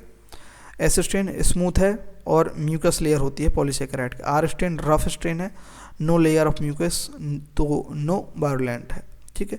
एक्सपेरिमेंट क्या था, एस स्ट्रेन को दिया गया माइस के साथ, माइस के लिए इंजेक्ट किया गया तो माइस मर गया। आर स्ट्रेन दिया गया तो माइस नहीं मरा। 2 स्ट्रेन होती हैं इसकी स्ट्रेप्टोकोकस निमोनिया की। हीट किल्ड एस स्ट्रेन दिया तो माइस जिंदा रहा, मतलब हीट उसको एस स्ट्रेन को हीट किल्ड किया गया। ये जो पैथोजन है स्ट्रेप्टोकोकस निमोनी, इसको हीट किया गया, एस स्ट्रेन जो इसकी थी उसको हीट किया गया, तब माइस को इंजेक्ट किया गया, तब माइस जिंदा रहा। हीट किल एस स्ट्रेन लिया और आर स्ट्रेन लिया, दोनों को मिला दिया, तब माइस के अंदर दिया, तब माइस मर गया। मतलब इस एस स्ट्रेन के अंदर कुछ तो है जो जीवित है, कुछ तो है जो ट्रांसफ़र हो गया किसमें, आर स्ट्रेन के अंदर।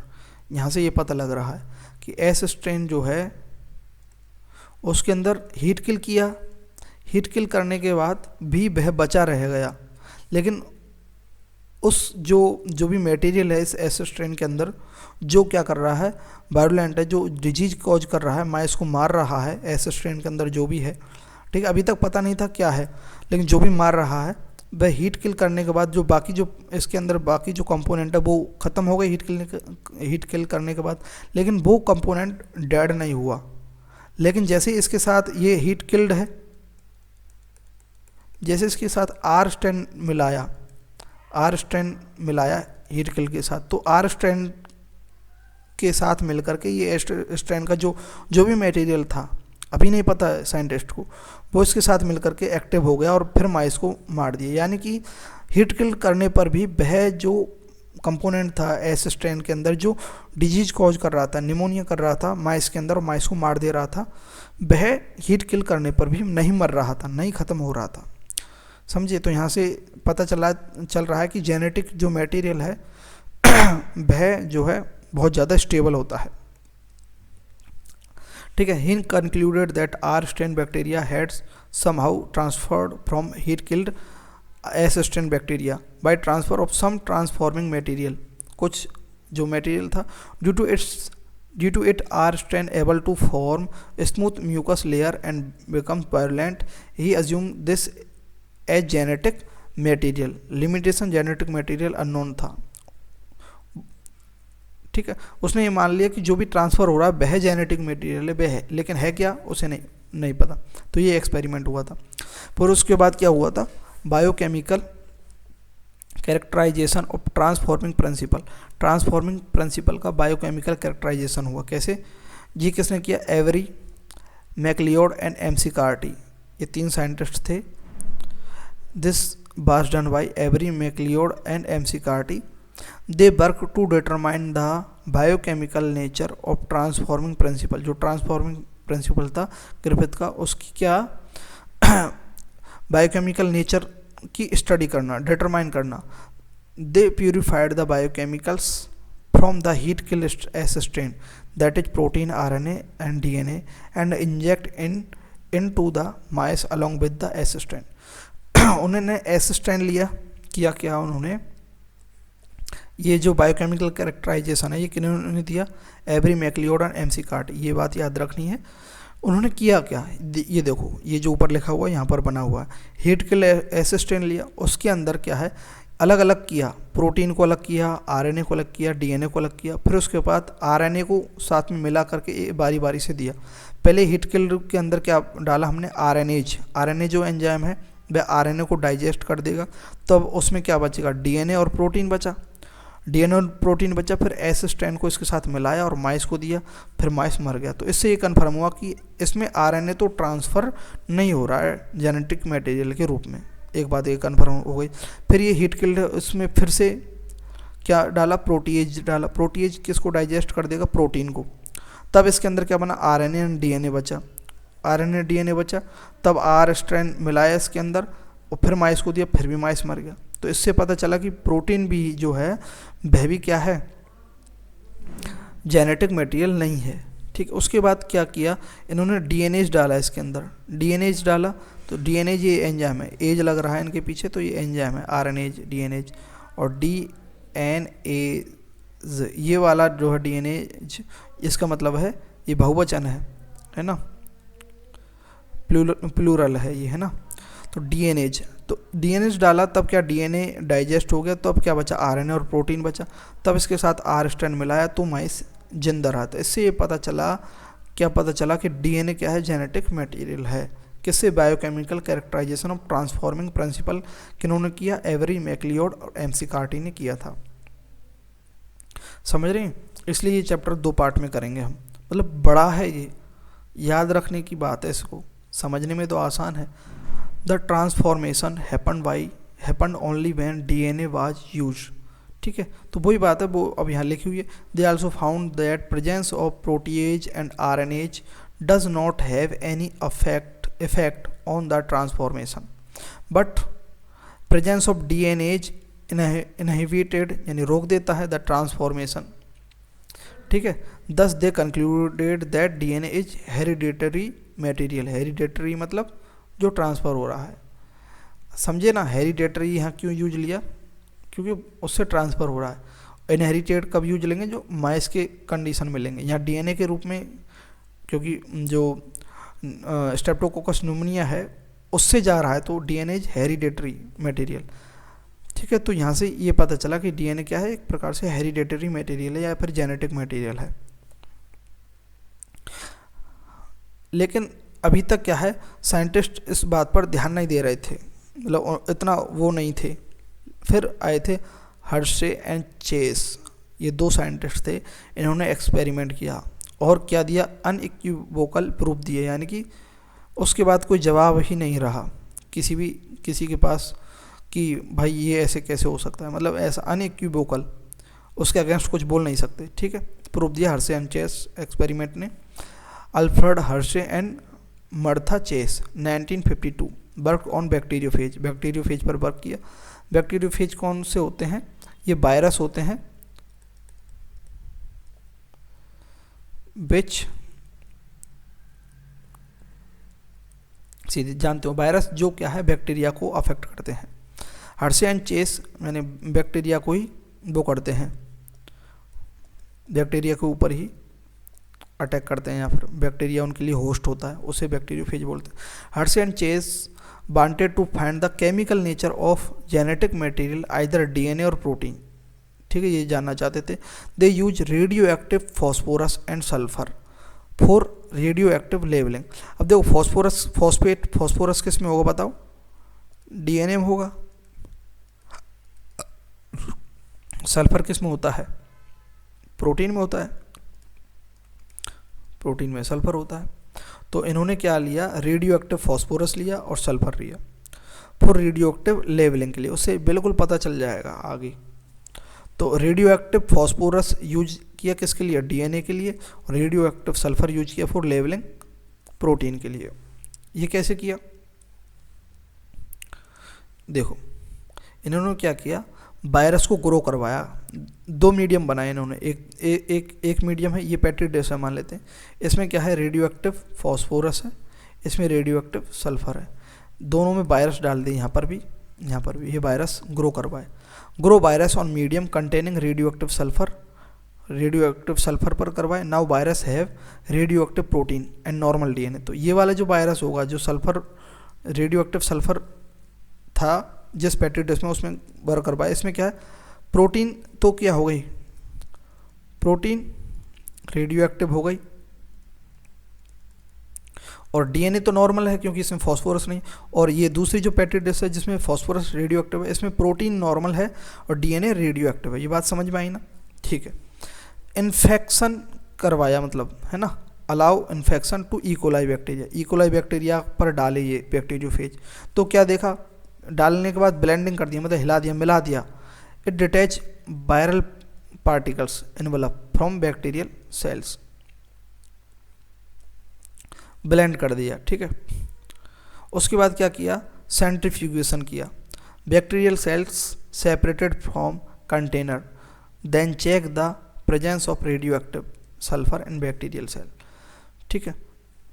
सेंट्रीफ्यूगेशन करेंगे तो क्या होगा, बैक्टीरियल सेल जो है वो अलग हो जाएंगे उससे, और उनका जो है एनवलप जो है वो हट जाएगा, यानी कि जो सेल वॉल होती है वो हट जाएगी। तब हम देखेंगे no radio active sulphur in bacteria. Radioactive जो सल्फर है बैक्टीरिया में नहीं है। So protein is not genetic material. समझे बात क्या हुई यहाँ? देखो एक बार फिर से बता देता हूँ। हमने ये वाला जो सल्फर पर जो ग्रो करवाया वायरस, ये वायरस देखो, एक सेकंड बस,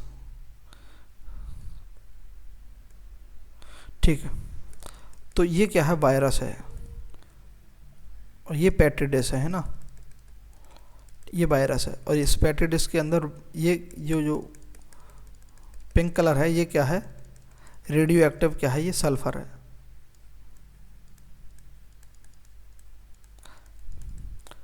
ठीक, बात समझ में आ गई। तो ये जो वायरस यहाँ पर ग्रो करेगा, मल्टीप्लाई करेगा, तो उस वायरस के अंदर क्या होगा? उस वायरस के अंदर क्या होगा? इस वायरस के अंदर रेडियो एक्टिव सल्फर आ जाएगा। प्रोटीन के अंदर जो प्रोटीन होगी इस वायरस के अंदर, उसके अंदर रेडियो एक्टिव सल्फर आ जाएगा। अब ये वायरस क्या किया हमने? ई कोलाई बैक्टीरिया को इन्फेक्ट करवाया इस वायरस से, ठीक है। तो इन्फेक्ट करवाया, तो फिर इन्फेक्ट करने के बाद हमें ये जांच करना है, चेक करना है कि ये जो है जेनेटिक मटेरियल क्या है, ट्रांसफ़र हुआ या नहीं बैक्टीरिया के अंदर, ठीक है। तो हमने बैक्टीरिया को क्या करवाया? अब देखो, बैक्टीरिया के न्यूक्लियस के अंदर गया ये वायरस, उसके अंदर गया, उसको इन्फेक्ट किया, ठीक है। तो अब ये अगर इन्फेक्ट हो गया, इससे इन्फेक्ट तो हो गया, लेकिन इन्फेक्शन का कॉज प्रोटीन है या नहीं, ये हमें कैसे पता लगेगा? जब हम उसको चेक करेंगे कि इन्फेक्शन जो हुआ है उसको चेक करेंगे वो रेडियो एक्टिव सल्फर है या नहीं। तो इसमें हमने क्या किया? ब्लेंडिंग किया। ब्लेंडिंग किया मतलब मिला दिया, उसे मिक्स कर दिया अच्छे से। तो उसमें क्या है, जो एनवलप होता है बैक्टीरिया का, ई कोलाई का जो एनवलप है वह अलग हो गया, और बैक्टीरियल सेल मतलब जो भी उसका साइटोप्लाज्म और न्यूक्लियस वगैरह वो अलग हो गया। फिर सेंट्रीफ्यूगेशन किया। सेंट्रीफ्यूगेशन से क्या हुआ? बैक्टीरियल सेल जो है डीएनए है वो अलग हो गया, है ना, और जो सुपरटेनेंट जो बचता है, जो उसका एनवलप वगैरह वो अलग हो गया। तो फिर हम देखते हैं जो बैक्टीरियल सेल्स का जो है न्यूक्लियस और साइटोप्लाज्म वगैरह, उसके अंदर देखते हैं तो रेडियो एक्टिव सल्फर नहीं होता है उस बैक्टीरिया के अंदर। तो इससे ये पता चल जाता है कि प्रोटीन जेनेटिक मटेरियल नहीं है। तो वो हमें रेडियो एक्टिव कहाँ मिला? ठीक है। सेकंड में क्या? वायरस ग्रो करवाया medium containing radio active phosphorus, ठीक है। Now virus has radio active DNA normal protein. तब वही इन्फेक्शन करवाया, ब्लेंडिंग करवाया, मिलाया उसको, उससे एनवलप वगैरह अलग हो गए। सेंट्रीफ्यूगेशन से जेनेटिक मटेरियल डीएनए वगैरह वो अलग अलग हो गए। तो इस टाइम हमने जब बैक्टीरियल सेल को देखा, उसके जो डीएनए वगैरह को देखा, तो वो रेडियो एक्टिव फॉस्फोरस शो कर रहा था। तो इससे ये पता चला कि डीएनए क्या है? जेनेटिक मटेरियल है।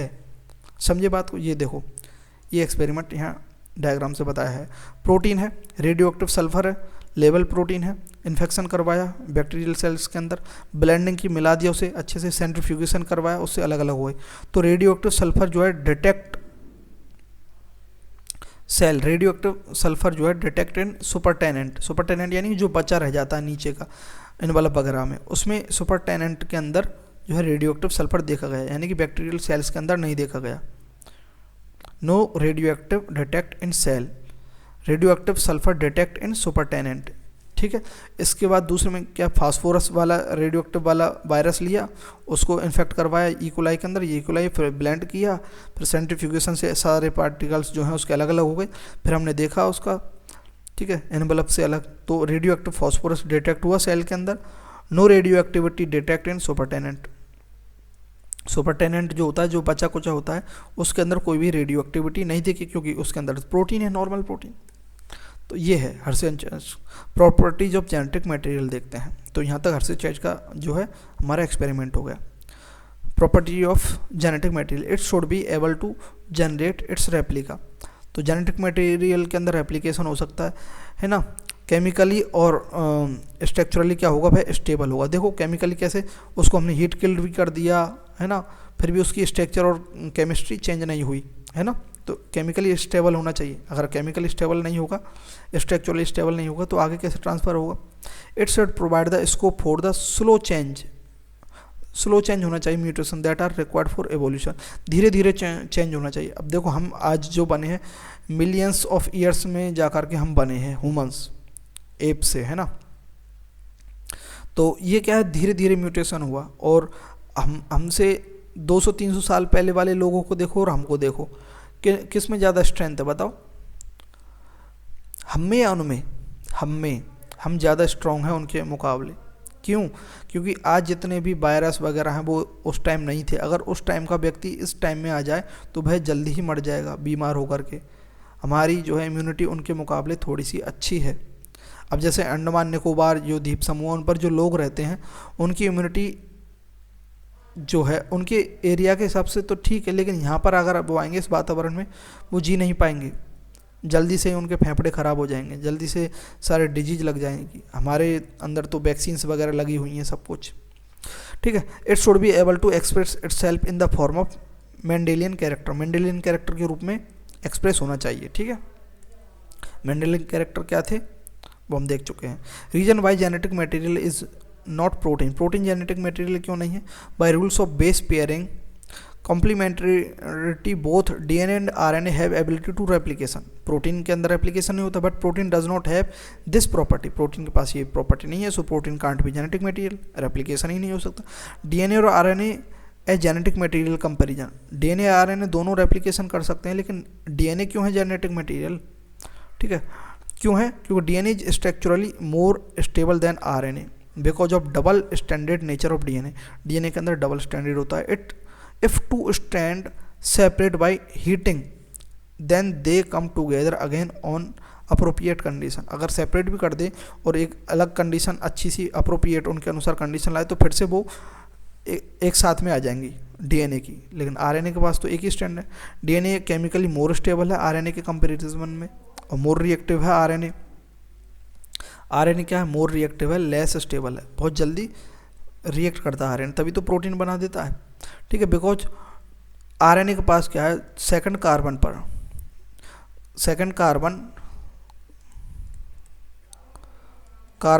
पर OH group of sugar of RNA make its labile to degeneration. जो पेंटो शुगर होती है, राइबोज शुगर जो होती है,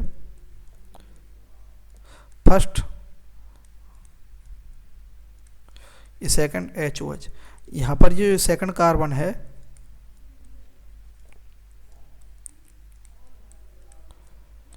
ये देखो, ये सेकंड कार्बन है, इस पर OH ग्रुप होता है, O होता है यहाँ, ठीक है। तो डिजनरेशन हो जाता है इसमें, ठीक है। लेकिन RNA has uracil which is more reactive nitrogenous base. Uracil होता है आरएनए में, जो नाइट्रोजन बेस यूरेसिल होता है। डीएनए में क्या होता है? थाइमिन होता है। Some RNA can act as enzyme और कैटलिस्ट, राइबोजाइम बोलते हैं उन्हें। सो मोर रिएक्टिव होता है आरएनए, वो एंजाइम या कैटलिस्ट की तरह भी वर्क करता है। ये कंडीशन है आरएनए की और डीएनए की। इस कारण से आरएनए क्या है? जेनेटिक मटेरियल नहीं है। आरएनए म्यूटेट फास्टर, जल्दी से म्यूटेट हो जाता है, जबकि हमें स्लो म्यूटेशन चाहिए, ठीक है, जेनेटिक मटेरियल के लिए। And evolve faster and short life spawn, छोटे से लाइफ टाइम में बहुत ज़्यादा एवॉल्व हो जाता है, कुछ भी बना देता है, ये बहुत सारी प्रोटीन्स वगैरह बना देता है। But faster mutation is not good for evolution. DNA so slow mutation, इसलिए डीएनए जेनेटिक मटेरियल है। Protein synthesising machinery has evolve around RNA, RNA के अराउंड ही प्रोटीन सिंथेसाइजिंग मशीनरी इवॉल्व हुई है। RNA can directly code for protein synthesis, protein synthesis के लिए directly code कर सकता है। Whereas DNA is dependent on RNA, DNA protein के लिए किस पर डिपेंडेंट है? आरएनए पर। डीएनए क्या बनाता है? पहले आरएनए बनाता है, फिर प्रोटीन बनती है। जो सारे के सारे कैरेक्टर है जो हम शो कर देखते हैं वो प्रोटीन के फॉर्म में तो दिखते हैं। डीएनए बनाता है प्रोटीन, लेकिन किसकी हेल्प से? आरएनए की हेल्प से, ठीक है। इसलिए एडवांटेज ऑफ डीएनए क्या? केमिकली स्टेबल है, थर्मली भी स्टेबल है, स्लो म्यूटेशन होते हैं। So for storage of genetic information DNA is better option. Genetic information store करनी है तो डीएनए। आरएनए का एडवांटेज क्या? RNA directly control protein synthesis, so RNA is better for transmission of genetic material. RNA क्या करता है? Genetic material का transmission करता है, ठीक है। स्टोरेज के लिए डीएनए बेस्ट है। आरएनए वर्ड देखते हैं। RNA was first genetic material, पहले आरएनए ही जो है फर्स्ट जेनेटिक मटेरियल था. RNA used to act as genetic material but it is less stable, so DNA has evolve from RNA by following changes. Replace uracil with thymine. RNA ने क्या किया, uracil को replace कर दिया thiamine से, thiamine लिया आया. और जो सेकंड कार्बन पर जो राइबोस शुगर थी उसको डीऑक्सी राइबोज में कन्वर्ट कर दिया, क्योंकि सेकंड कार्बन पर ओएच था, उसको हाइड्रोजन के साथ रिप्लेस कर दिया. सीधी सी बात है. Double standard instead of single stand. RNA क्या था, सिंगल स्टैंड था, तब क्या बन गया, वह डबल स्टैंडर्ड कर दिया. ये सारे चेंज करने के बाद डबल स्टैंड में आ गया. It has ability to repair and resist changes. तो ये क्या करता है, रिपेयर कर लेता अपने आप को, रजिस्ट भी कर लेता है. जो डीएनए है, आरएनए से डीएनए इस प्रकार से बना. Replication, formation of two identical molecules of DNA from a single DNA molecule is known as replication. It occur in S phase, जो हम पढ़ चुके हैं, ऑफ सेल साइकिल का एस फेज पढ़ चुके हैं हम. ओरिजिनल स्टेटमेंट क्या है, वॉटसन एंड क्रिक का, ये है. It has not escaped our notice that specific pairing we have postulated immediately suggest a possible coping mechanism for genetic material. सीधी सी बात है, रेप्लिकेशन कैसे होता है ये याद नहीं रखना. सेमी कंजर्वेटिव नेचर इंपॉर्टेंट है, समझने लायक है. During DNA replication two stand would separate. ठीक है, डीएनए का रेप्लिकेशन होगा, ये दो स्टैंड हैं. रेप्लिकेशन के लिए दोनों स्टैंड अलग अलग होने चाहिए, है ना. Act as template for synthesis of new complementary strand. ठीक है, तो यहाँ से ये क्या नई कॉम्प्लीमेंट्री स्ट्रैंड बनेगी. ये 3' से मान लेते हैं, 5'. तो यहाँ से कॉम्प्लीमेंट्री एक स्ट्रैंड यहाँ से बनेगी, एक स्ट्रैंड यहाँ से बनेगी. ये दोनों स्ट्रैंड बाहर आएंगी, फिर मिल जाएंगी आपस में, तब सिमिलर, इसी के सिमिलर का डीएनए मॉलिक्यूल बनेगा. तो उसके लिए क्या चाहिए, ये स्ट्रैंड क्या होनी चाहिए, सेपरेट होनी चाहिए, अलग अलग होनी चाहिए. After the completion each DNA molecule would have one parental and one newly synthesised strand. This is known as semiconservative DNA replication. यानी कि एक साथ ये पूरी की पूरी नहीं खुलती है, धीरे धीरे खुलती है, सेमी कंजर्वेटिव होती है.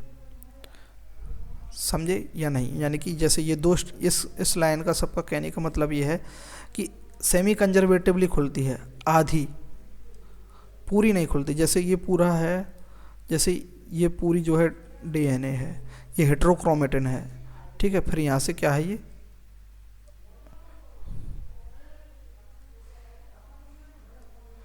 ये ओपन हुई. ठीक है, ये यूक्रोमेटिन है. तो ये दो स्टैंड हैं, तो ये ऐसे सेमी कंजर्वेटिवली खुली है. एक स्टैंड इसके ऊपर बन रही है, ये टेम्पलेट बोली जाएगी नीचे वाली, और जो बन रही है इसके ऊपर नई डॉटर है ना, डॉटर डीएनए स्ट्रैंड. और ये दूसरी स्ट्रैंड है, इसके ऊपर भी नीचे ये बन रही है. ये दोनों आपस में साथ साथ धीरे धीरे बनेंगी, थोड़ा थोड़ा खुलता जाएगा, थोड़ा थोड़ा बनता जाएगा ये डीएनए. तो ये क्या सेमी कंजर्वेटिव नेचर होती है डीएनए की. अब ये हम एक्सपेरिमेंटल प्रूफ में देखेंगे ना, तो अच्छे से समझ में आ जाएगा. Experimental proof of semi conservative nature क्या है. मिसेल्सन एंड स्टाहल 1958 में ई कोलाई पे किया था, और टेलर इन बीसीएफ हावा ने, बीसीएफ हावा प्लांट है उस पर टेलर ने एक्सपेरिमेंट किया था. ठीक है, मिसेल्सन एंड स्टॉल एक्सपेरिमेंट क्या है. Meselson and Stahl grew E coli in medium containing NH4Cl. यहाँ पर नाइट्रोजन क्या है, N15 है, आइसोटोप से. As only nitrogen source for many generation they obtain a DNA which है both strand made of N15 isotopes. तो इन्होंने E coli को ग्रो करवाया किस पर, NH4Cl इस पर, है ना. तब उसका जो डीएनए बना, उनके अंदर जो क्योंकि डीएनए के अंदर नाइट्रोजन बेस है, तो उनके अंदर नाइट्रोजन तो होगा. तो उनमें जो नाइट्रोजन है N15 नाइट्रोजन, ये जो आइसोटोप्स है, ये हैवी आइसोटोप्स है, हैवी नाइट्रोजन है ये, नॉट रेडियो एक्टिव. ठीक है, तो ये करवाया. तब उन्होंने क्या किया, then they transfer the E coli into medium with normal NH4Cl. Normal मतलब नाइट्रोजन क्या है, आइसोटोप्स नहीं है, N14 ही है. And took sample at definite interval. ठीक है, एक इंटरवल पर कुछ क्या लिए, सैंपल लिए. The various sample were separated by centrifugation in caesium chloride on the basis of density gradient. Caesium chloride का यूज किया डेंसिटी के लिए, डेंसिटी ग्रेडियंट के लिए, यानी कि ये मटेरियल डाल दिया, ठीक है। After transferring from N15 to N14 medium, extract DNA from first generation. 20 minute में जो है डिवाइड कर लेती है E coli. We have a hybrid DNA। तो ये N15 DNA था इसके पास, क्योंकि ये हमने NH4 जो 15 वाला है NH4Cl पर ग्रो करवाई, तो इसके सारे के सारे DNA के अंदर N15 DNA, N15 नाइट्रोजन आ गया DNA के अंदर। अब उसके बाद हमने N14 पर ये ग्रो करवाया 20 मिनट के लिए, ठीक है। तो 20 मिनट में क्या है, ये फिर से रेप्लिकेट करेगा, तो रेप्लिकेट करेगा, अब उसके लिए नाइट्रोजन तो चाहिए। तो ये यहाँ पर जो दो स्टैंड थी इसकी, ये 15, ये दोनों जो स्टैंड है टेम्पलेट के रूप में काम करेगी। तो एक स्टैंड से क्या बनेगा, N14 बना लेगी अपने साथ, और दूसरी भी क्या N14। तो ये हमें मिला ना, ये हाइब्रिड मिला, यानी कि सेमी कंजर्वेटिवली वर्क कर रहा था ये, यानी कि DNA की जो दो स्टैंड हैं ये, ठीक है। तो यहाँ पर ये ऐसे जो स्टैंड बनेगी नए नाइट्रोजन बेस से, उसमें क्या है, ये बिना डायग्राम से कैसे बताऊँ, एक सेकंड, NCERT का डायग्राम नहीं, जैसे देखो ये DNA है ना,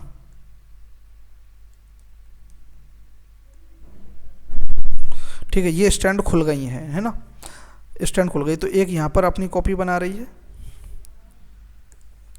ये अपनी यहाँ पर एक कॉपी बन रही है इसकी, ठीक है। एक इधर अपनी कॉपी बना रहा है, तो ये दोनों आपस में क्या है, सिमिलर होंगे। ये दोनों बाहर जा कर के जब, अब ये दोनों जो है, ये दोनों एक बन गया, ये दोनों एक बन गया, तो ये दोनों एक एक DNA बन गया।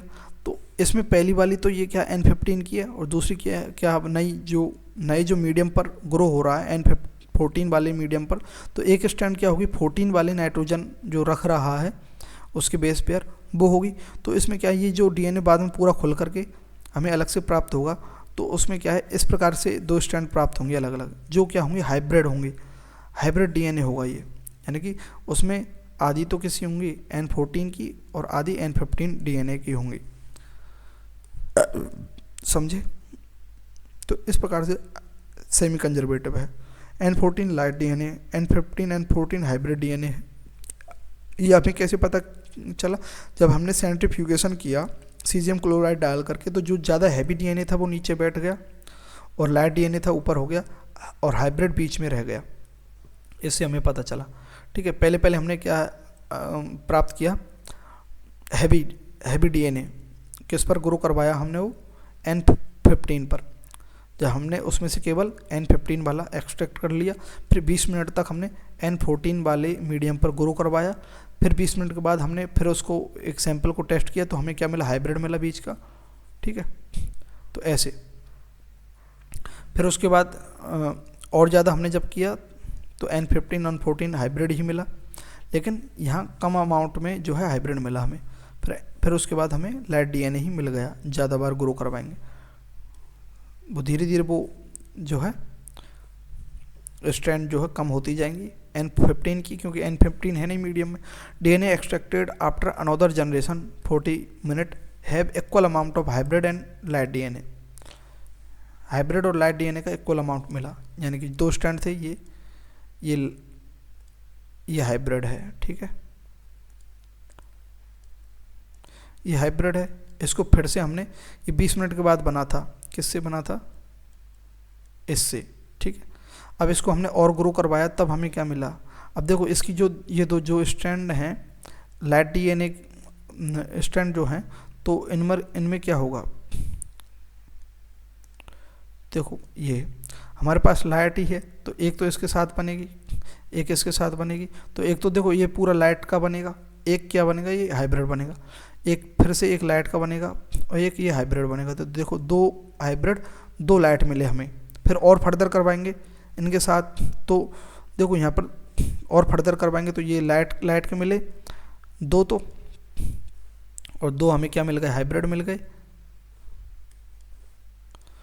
फिर से अब फिर से करवाएंगे इसमें, तो क्या होगा कि देखो यहाँ पर क्या बनेगा, एक लाइट में बनेगा, यहाँ पर 2 लाइट बनेंगे, यहाँ पर भी 2 लाइट बनेंगे क्योंकि मीडियम कौन सा है, यहाँ पर एक लाइट बनेगा।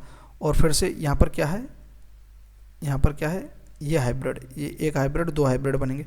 तो 2 हाइब्रिड और 1 2 3 4 5 6 क्या बनेंगे, लाइट बनेंगे। फिर और फर्दर करेंगे तो ऐसे कम होती जाएगी उनकी क्या, हाइब्रिड की जो है concentration. This proves semi conservative nature of DNA. DNA क्या सेमी कंजर्वेटिवली रेप्लिकेट करता है, आधा आधा रेप्लिकेट करता है, समझिए। मतलब ये स्ट्रैंड और ये स्ट्रैंड दोनों आपस में अलग से रेप्लिकेट करके ये स्ट्रैंड अपना खुद से अलग बना लेगी एक डीएनए, और ये खुद से अलग बना लेगी। होंगे ये सिमिलर क्योंकि एक दूसरे के कॉम्प्लीमेंट्री है, ठीक है, समझे ना बात या नहीं।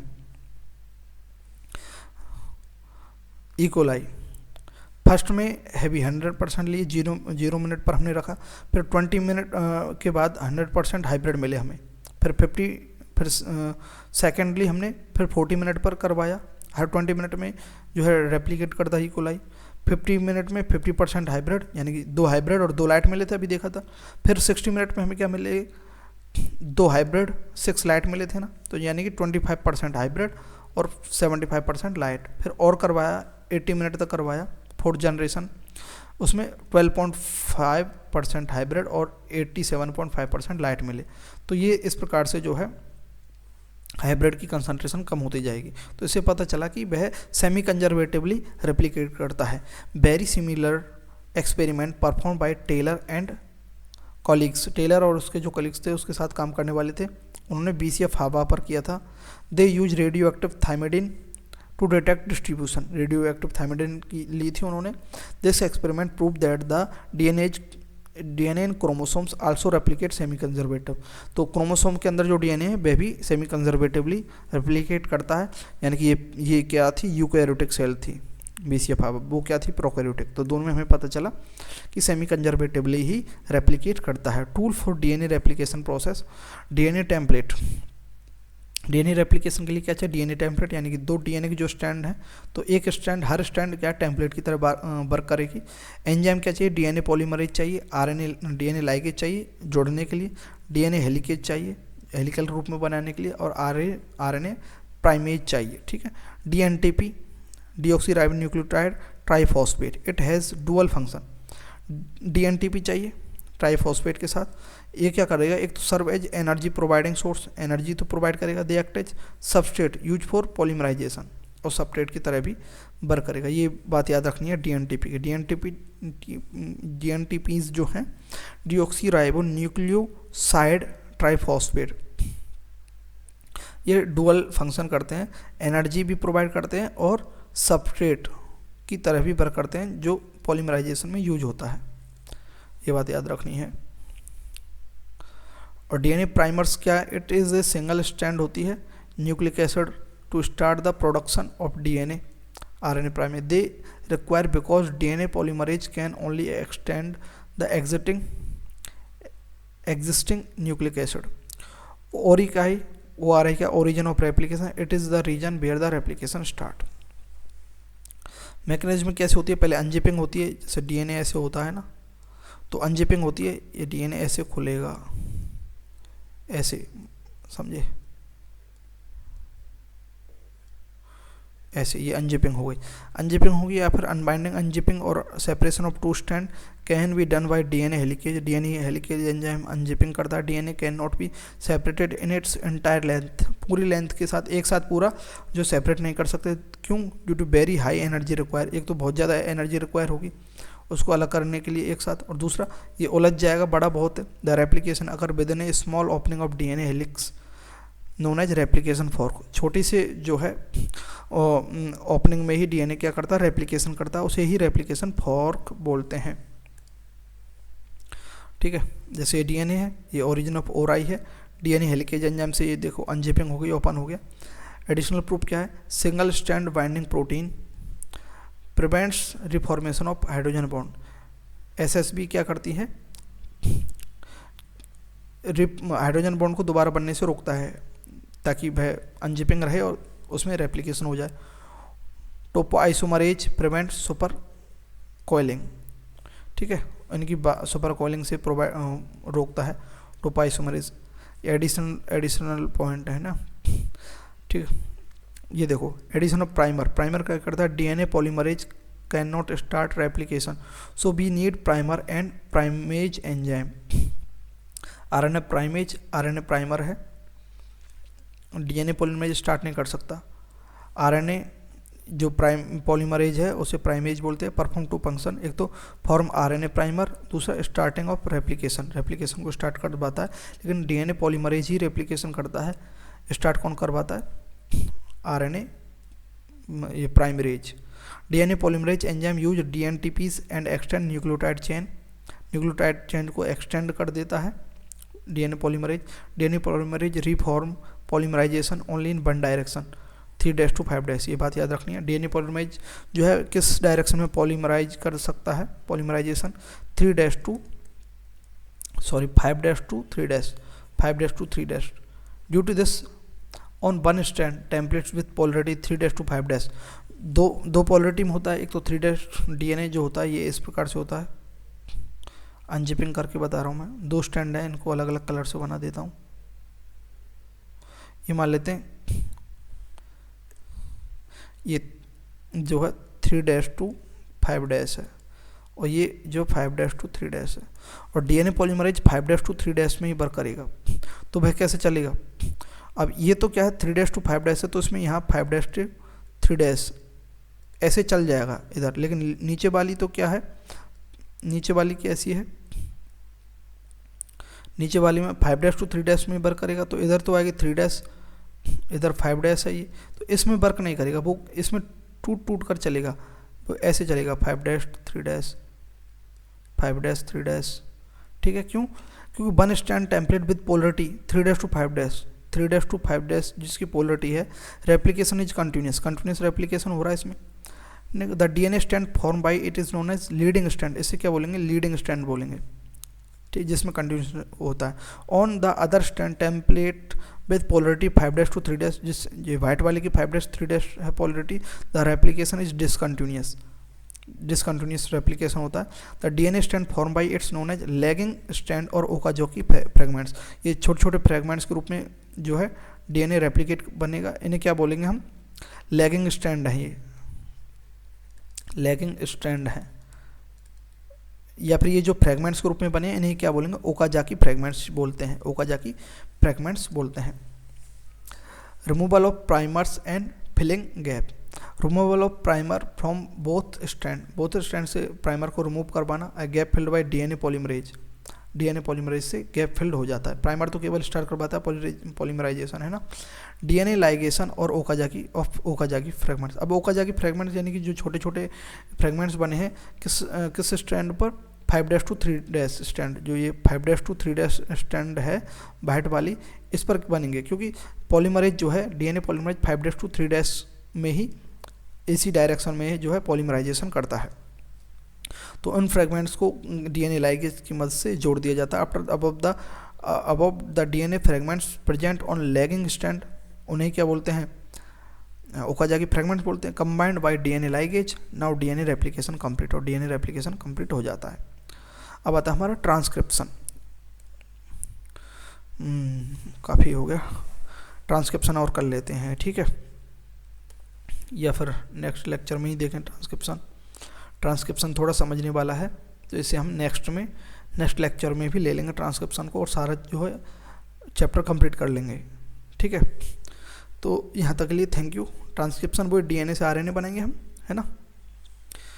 तो यहाँ हम थैंक यू कर लेते हैं आपसे।